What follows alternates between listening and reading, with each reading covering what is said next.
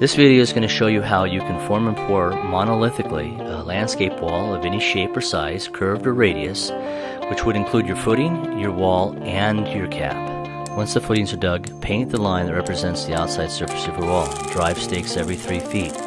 Fasten a bendable board to those stakes to hold your spider ties. After that's done, fasten your spider tie from the outside.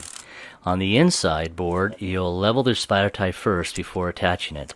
This will allow for your stacks to remain vertically straight, and everything should fall in place perfectly later on. Fill that, what we call a pre-footing, with dry sack cement. It's the pre-mixture that you get at Home Depot, and simply wet it down with a water hose, just like you would do with a fence post.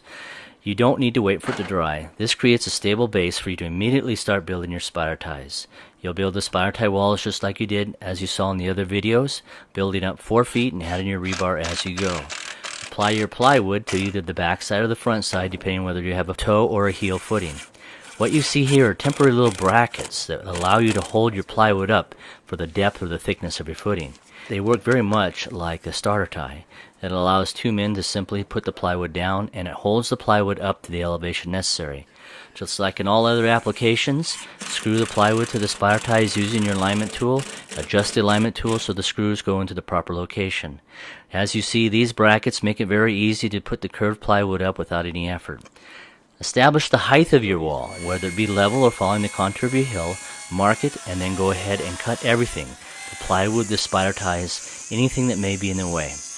What you see here in this part of the video is that we wanted a cantilever edge with a slot underneath to hold lighting.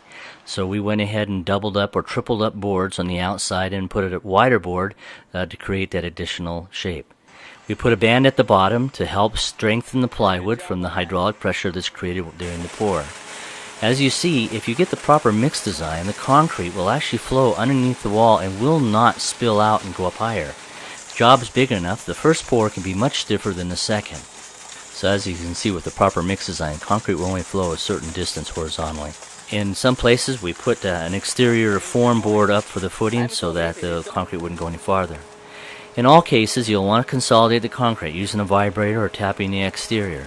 This step eliminates any voids or honeycomb. The mix design is everything. If you get the mix design properly, the concrete will flow just beautifully. And as you see, there's extra concrete we put on top for later to finish it off because some of the settling from the tapping. This project had over 90 feet of wall. It took 3 men 3.5 days to form, pour, and strip. So you can see, really, you're only limited by your imagination. It saves a tremendous amount of labor and a tremendous amount of time.